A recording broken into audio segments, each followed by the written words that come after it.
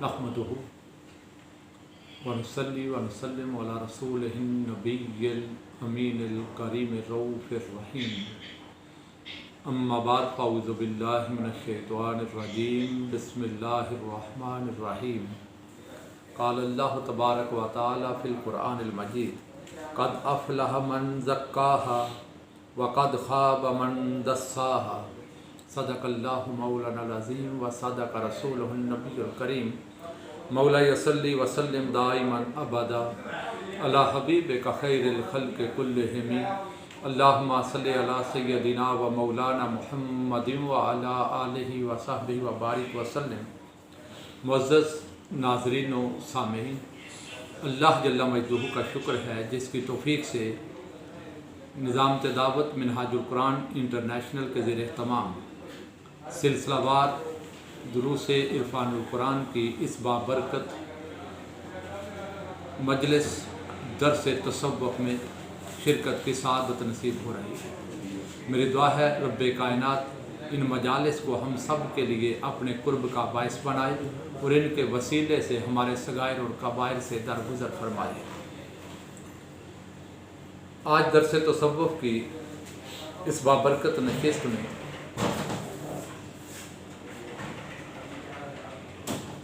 हम जिस मौजू पर गुफ्तगू करने जा रहे हैं वो है तज़किया नफ्स। मैंने सरनामा कलाम में कुरान मजीद की सूरा अश-शम्स की आयत मुबारक 9 और 10 तिलावत करने का शरफ हासिल किया।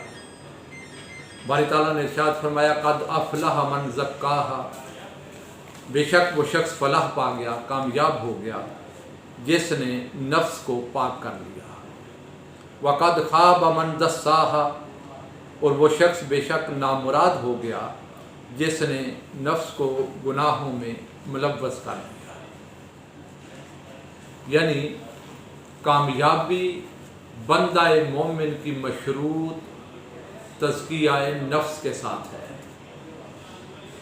और अगर नफ्स पर तवज्जो ना की जाए, इसका तज़किया ना किया जाए और इस पर पहराए शरीयत ना बिठाया जाए तो इंसान ज़िल्लत की वादियों में और ईमान की बर्बादियों में गिर जाता है।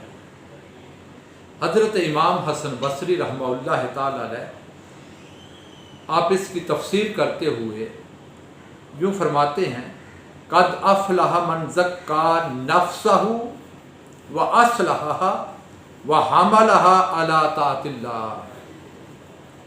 आप फरमाते हैं क़द अफ़लह मन ज़क्का नफ्सहु, बेशक वो शख्स कामयाब है और कामयाबी पा गया ज़क्का नफ्सहु, जिसने अपने नफ्स का तज़किया कर लिया, नफ्स को मज़क्का और उजला कर लिया।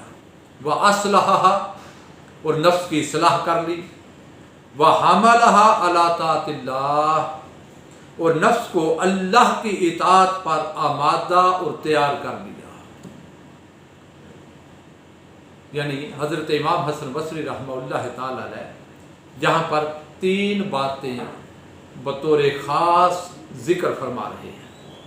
नंबर 1, मन ज़क्का नफ्सहु, जो अपने नफ्स का तज़किया कर ले। क़द अफ़लह, ये जो फलाह कामयाबी की खैरात है, अगर हम इसे पाना चाहें तो 3 काम सूफिया के नज़दीक करना ज़रूरी है। इन 3 कामों के बगैर कामयाबी मुकद्दर हो नहीं सकती। दुनिया और आखिरत में अल्लाह रसूल को राज़ी किया नहीं जा सकता। अल्लाह रसूल की बारगाह से कामयाबी की खैरात मयस्सर नहीं आती जब तक हम 3 काम ना कर लें। कौन से 3 काम? फरमाया मन ज़क्का नफ्सहु, पहला काम अपने नफ्स का तज़किया करना। दूसरा व अस्लहा, इसकी इस्लाह करना।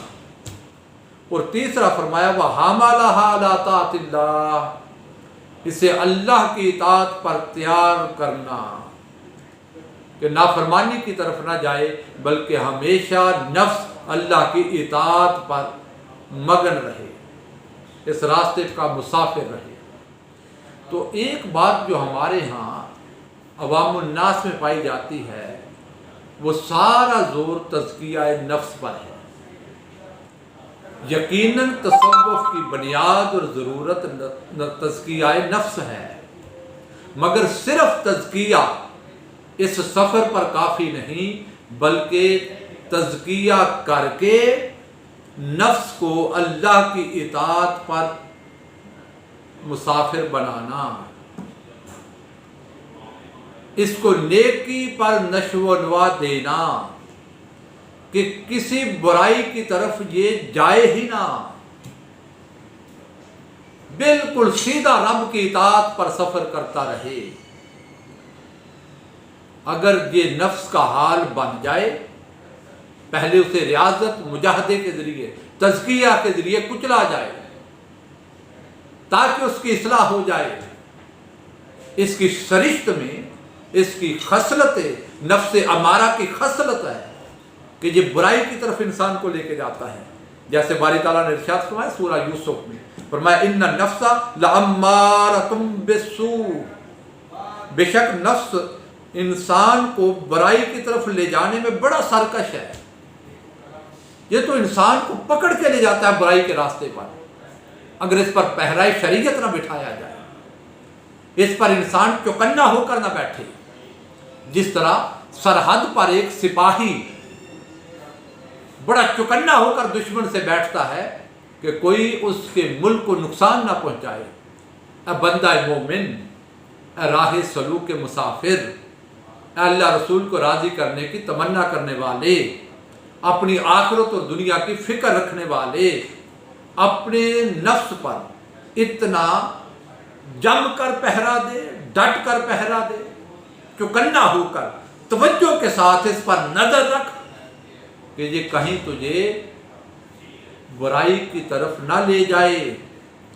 اس کو دائرہ شریعت میں رکھ، اللہ رسول کی رضا پر نظر رکھ، تو اس پر تزکیہ کرنا، اس کی اصلاح کرنا اور اس کو اللہ رسول کی اطاعت میں رکھنا اور اس پر اس کی نشو و نما اور اس کی تربیت کا کرنا، اسے تصوف کہتے ہیں۔ اور یاد رکھ لیں یہ بات، یہ کوئی معاذ اللہ تصوف برے صغیر کی، ہندوستان پاکستان کی پروڈکٹ نہیں ہے، یہ تصوف کو متوازی دین نہیں ہے، بلکہ یہ اللہ رسول کے احکامات پر عمل کرنے کا نام ہے۔ اعمال کو خالص کرنا، شر نفس سے بچنا، اللہ رسول کی رضا کی طرف متوجہ رہنا، اپنے باطن کو ستھرا اور اجلا کرنا، جس طرح ظاہر کو ستھرا کیا جاتا ہے، تصوف باطن کے ستھرا کرنے کا نام ہے، جسے ہم انشاءاللہ آج کی نشست اور آئندہ نشستوں میں پڑھیں گے اور اپنے بزرگان دین سے رہنمائی لیں گے۔ تو تصوف نام ہے اصلاح نفس کا۔ اب پتہ یہ چلا کہ جب ہم نے نفس کی اصلاح کرنی ہے تو کسی سے رہنمائی تو لینی ہے نا۔ جس طرح اللہ نہ کرے کوئی بیمار ہو جاتا ہے، ڈاکٹر کے پاس جاتا ہے، طبیب کے پاس جاتا ہے دوائی لینے کے لیے، رہنمائی لینے کے لیے، اس کی ہدایات پر عمل کرتا ہے۔ جب ڈاکٹر کے نسخے پر عمل کیا جائے تو انسان افاقہ محسوس کرتا ہے، اللہ تعالیٰ شفا دے دیتا ہے۔ جس طرح یہ ظاہر کا علاج ہے، اسی طرح انسان کے باطن میں کچھ بیماریاں ہیں، اور سب سے بڑا مریض انسان کا نفس ہے۔ اگر اس کا علاج نہ کیا جائے، اس کے بارے میں رہنمائی نہ لی جائے، اس پر توجہ نہ کی جائے، تو انسان ایمانی طور پہ بیمار ہو جاتا ہے۔ حالانکہ ظاہر وہ نماز بھی پڑھ رہا ہے، تلاوت قرآن بھی کر رہا ہے، مگر بہت ساری چیزیں ناجانے میں ایسی کر جاتا ہے کہ انسان سمجھتا ہے میرے تو اعمال پہاڑوں جیسے ہیں، مگر کچھ بیماریاں باطن کی ایسی ہیں جو اس کے اعمال کو برباد کرتی جاتی ہیں۔ تو صوفیہ، مشائخ، پیران اعظام، ان کا بنیادی کام ہی یہ ہوتا تھا اور ہوتا ہے، وہ آنے والوں کی اس پر رہنمائی کرتے ہیں، اور یہی مقصد بیت ہوتا ہے، مقصد ارادت ہوتا ہے یہ جو ہم پیروں کی بیعت کرتے ہیں اس کا مقصود یہ ہوتا ہے کہ یہ ہماری رہنمائی کریں، ہمارے نفس کی اصلاح کریں، ہمیں اللہ رسول کے راستے پہ چلائیں۔ تو اگر ہماری جہاں نسبت ہے، ارادت ہے، تعلق ہے، اگر تو وہاں سے یہ رہنمائی ہمیں میسر آ رہی ہے تو پھر مبارک ہو، ہمارا سفر سلوک و تصوف جاری ہے۔ اور اگر اللہ نہ کرے ہم اس محاذ پر خالی ہیں اور اس کے برعکس ہمیں کسی اور سمت سفر کروایا جا رہا ہے، تو پھر آج وقت ہے، میں دعوت فکر دے رہا ہوں، اپنی بیعت پر، ارادت پر تھوڑی دیر کے لیے سوچ و بچار کرنا، نفس کے خلاف جہاد کرنا، اس کے خلاف زندگی بھر لڑنا، یہ کتنا ضروری ہے۔ آئیے ذرا آقا علیہ الصلوۃ والسلام کی ایک حدیث مبارکہ سے رہنمائی لیجیے۔ اس حدیث مبارکہ کو احیاء علوم الدین میں حضرت امام غزالی نے نقل کیا ہے۔ آقا علیہ الصلوۃ والسلام ایک غزوہ سے واپس پلٹے ہیں، میدان کارزار ہے، کافروں کے ساتھ لڑائی ہوئی ہے، جنگ ہوئی ہے، اور اس غزوہ سے حضور علیہ الصلوۃ والسلام واپس پلٹ رہے ہیں۔ اور راستے میں دوران سفر آقا علیہ السلام نے اپنے صحابہ سے فرمایا، غلاموں سے، مرحبم بکم، میرے غلاموں خوش آمدید، ویلکم، قدمتم من الجہاد الاصغر الی الجہاد الاکبر، فرمایا میرے غلاموں تمہیں خوش آمدید کہتا ہوں، تم چھوٹے جہاد سے اب بڑے جہاد کی طرف آ رہے ہو۔ اب ہمارا سفر چھوٹے جہاد اصغر سے جہاد اکبر کی طرف ہے۔ آپ کو معلوم ہے کافروں سے لڑ کر پلٹے ہیں، میدان جنگ سے واپسی ہوئی ہے، وہ میدان جنگ جہاں بندہ مومن اعلاء کلمت اللہ کے لیے، اللہ رسول کے دین کی سربلندی کے لیے کافروں کی جان لے رہا ہے، دشمن کی جان، اور اپنی جان کی بازی لگا رہا ہے، مال دیا ہے، اولاد دی ہے، جان دے رہا ہے، سب کچھ لٹا کے آ رہا ہے۔ آقا علیہ السلام فرما رہے ہیں ہم نے چھوٹے جہاد سے واپسی کی ہے، اب بڑے جہاد کی طرف چلنا ہے۔ صحابہ اکرام رضوان اللہ علیہم اجمعین عرض کرنے لگے، یا رسول اللہ صلی اللہ علیہ وسلم، قیل ومل جہاد الاکبر، عرض کیا آقا جہاد اکبر کیا ہے؟ سوال پیدا ہوتا ہے نا، میدان جنگ سے بڑا بھی کوئی جہاد ہے؟ جہاں وسائل جھونک دیے، مالی قربانی دے دی، اپنے ہاتھوں سے اولاد کو تیار کر کے روانہ کیا، خود اپنے سروں پہ کفن باندھ کے نکلے ہیں، تلواریں بے نیام ہیں، جان پہ کھیل رہے ہیں لوگ، دشمنوں کی گردنیں ماری جا رہی ہیں، اس سے بڑا بھی کوئی جہاد؟ آقا علیہ السلام نے فرمایا ہاں، قال جہاد النفس، ہاں میرے غلاموں وہ نفس کے خلاف جہاد ہے،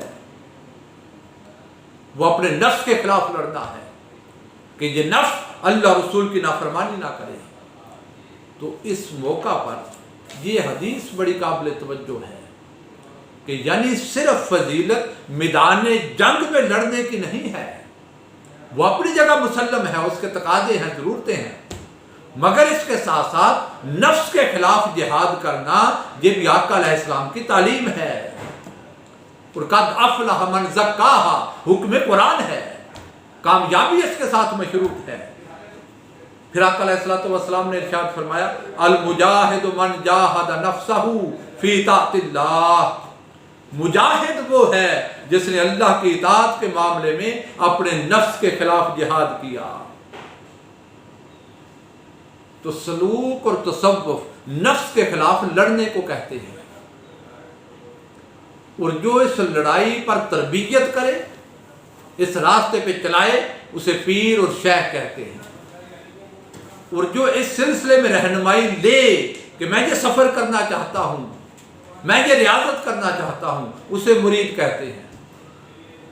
اور اگر آج ہماری مجالس میں، ہماری محفلوں میں، ہمارے پیر خانوں پر، ہماری درگاہوں پر، ہمارے مراکز صوفیہ پر یہ تعلیم مل رہی ہے تو مبارک ہو، عمل تصوف نہ صرف زندہ ہے بلکہ اس پر عمل جاری ہے تصوف پر، الا ماشاء اللہ یہ اب خال خال جگہ رہ گئی۔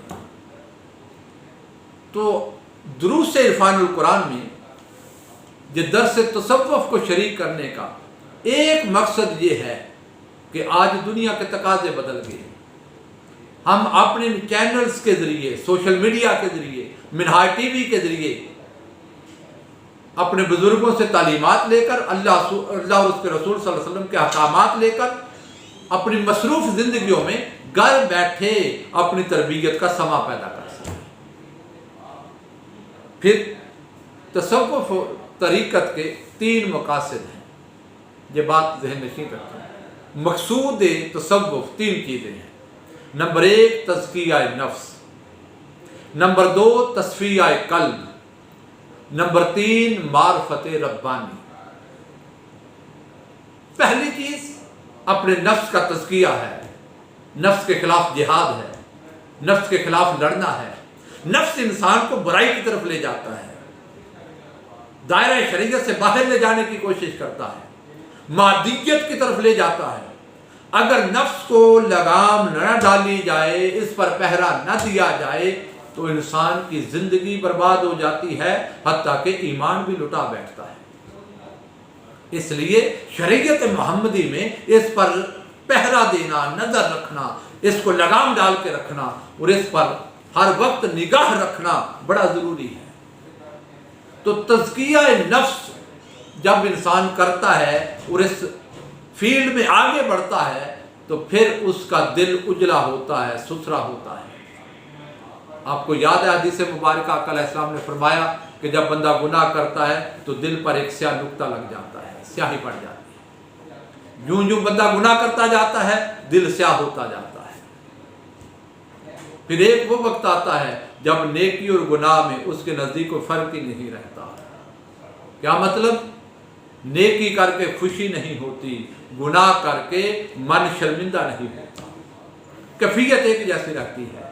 جب یہ کیفیت ہو جائے تو سمجھ لے کلمہ تو پڑھتا ہے مگر دل کالا ہو چکا ہے، سیاہ ہو چکا ہے۔